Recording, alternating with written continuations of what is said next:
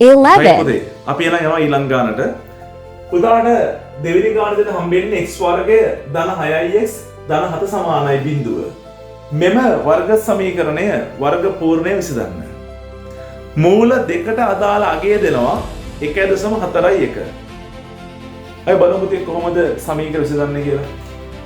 දැන් මෙතන දීලා තියෙන්නේ x වර්ගය ධන 6x ධන 7 සමානයි බිඳුව.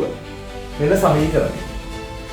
වර්ග සමීකරණයක් දීලා වර්ග පූර්ණයෙන් විසඳන්න කිව්වහම මම මුලින් බලන්නේ වර්ග පදයේ ඉන්නේ x වර්ගය විතරද කියලා. බලන්න මේ වර්ග පදයේ ඉන්නේ x වර්ගය විතරයිනේ. එහෙනම් මෙයා අපිට ඉතා සරලව විසඳ ගන්න පුළුවන්. හරි? බැරි වෙලා හරි මෙතන පුතේ සංගුණකයේ දෙක වුණා නම් ඔයා මුලින් කරන්නේ මේ සමීකරණේ හැම පදයක්ම දෙකෙන් බෙදලා මේ වර්ග පදේ x වර්ගය විතරක් තනි කරගන්න එක. හරි දැන් ගැටලුවක් නැහැ. අපි එහෙනම් පුතා මුලින්ම කරන්නේ වර්ග පූර්ණය හදාගන්න මේ වර්ග පදයයි මැද පදයයි ලියලා දානවා නියත පදයේ දකුණට. වර්ග පදයේ මැද පදයේ නියත පදයේ. මෙයා දානවා දකුණට. මෙතන ධන 7ක් වුණාට දකුණට යද්දී ඍණ 7ක්. පුතේ ඊට පස්සේ මම x වර්ගය ධන 6x ලියලා මෙතනට එකතු කරගන්නවා චූටි යාළුවේ. හැබැයි මෙයා එකතු කරගන්නේ වර්ග කරලා. ඒ මොකද්ද? මේ මැද පදයේ තියෙනව නේද? මේ මැද පදයේ සංගුණකයේ ධන 6. මම අන්න එයාව දෙකට බෙදනවා. සංගුණකයේ ධන 6 නම් දෙකට බෙද්දාම එන්නේ ධන 3යි. ඍණ 6 තිබ්බනම් දෙකට බෙද්දාම එන්නේ ඍණ 3යි. ඍණ 8 තිබ්බනම් දෙකට බෙද්දාම ඍණ 4යි. එහෙනම් ධන 6 තිබ්බ නිසා දෙකට බෙද්ද ධන 3යි. එයාගේ වර්ග එකතු කරනවා. සමීකරණ නීතිය තමයි වමට කරන දේ දකුණට කරනවයි කියන එක. එහෙනම් දකුණු පැත්තට එකතු කරනවා පුතේ ධන 3ේ වර්ගය. පැහැදිලිද? අපිට දැන් පුළුවන් මේ වර්ගපදයයි මෙන්න මේ අවසාන එකතු වෙච්ච මෙන්න මේ ධන 3ේ වර්ගයයි භාවිතා කරලා පූර්ණ වර්ගය හදාගන්න. එතන මෙතන වර්ග වෙන්නේ x නම් x ලියනවා. මෙතන වර්ග වෙන්නේ ධන 3 නම් ධන 3 ලියනවා. පැහැදිලි නේද? ඍණ 8x තිබ්බනම් එකතු වෙන ඍණ 4 වර්ගයනේ. එහෙනම් වරහනේ ඉන්නේ x ඍණ 4යි. දකුණු පැත්ත සුළු කරගමු. ධන 3ේ වර්ගය ධන 3 වැඩි කරන ධන 3ෙන් ධන 9යි.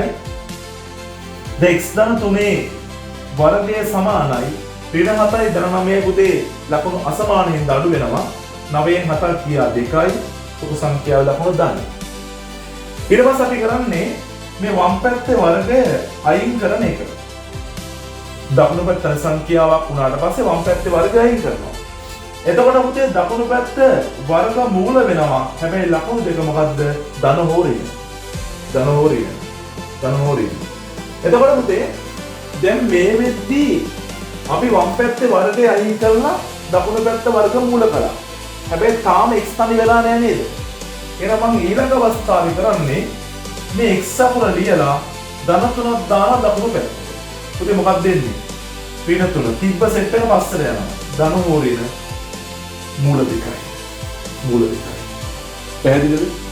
දැන් මේ වෙද්දී ඔයාට එක්ස්ට්‍රා ගන්න පුළුවන් අගයන් දෙකක් තියෙනවා. එක මොකක්ද? ඍණ 3 එකතු කිරීම මූල දෙක. අනිත් තමයි ඍණ 3 අඩු කිරීම මූල දෙක.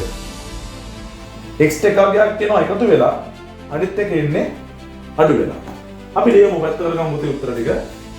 x සමානයි ඔන්න එක උත්තරයක් මම ගන්නවා ඍණ 3 එකතු කිරීම මූල දෙක හෝ අනිත් එක්කෙනා x සමානයි ඍණ 3 අඩු කිරීම මූල දෙක.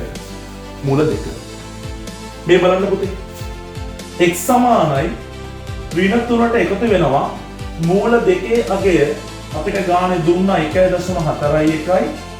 එහෙනම් මෙතනත් එහෙමයි මූල දෙකේ අගය 1.41යි. අපි දාගත්තා මූල දෙක වෙනකොට 1.41. එහෙනම් මෙන්න අවසාන උත්තර x සමානයි. අපි දන්නා පුතේ ඍණ 3යි ධන 1.41 ලකුණු අසමානයි. ලකුණු අසමාන හින්දා මේ තුන ලොකුයි. අපි මෙයාගෙන් මෙයා අඩු කරනවා. එහෙනම් බලන්න අපිට පුළුවන් වෙනවා 3යි දශම බිඳුවයි බිඳුවෙන් 1.41ක් අඩු කරගන්න. බලන්න කී දෙන්නේ කියලා. 10න් එකක් 9යි. 9න් 4ක් 5යි.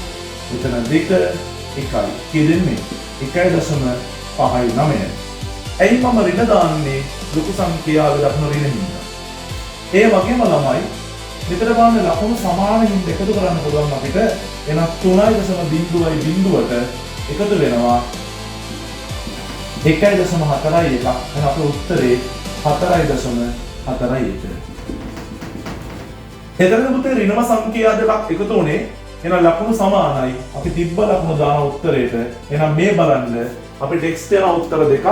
x සමානයි ඍණ 1.59 හෝ x සමානයි ඍණ 4.41.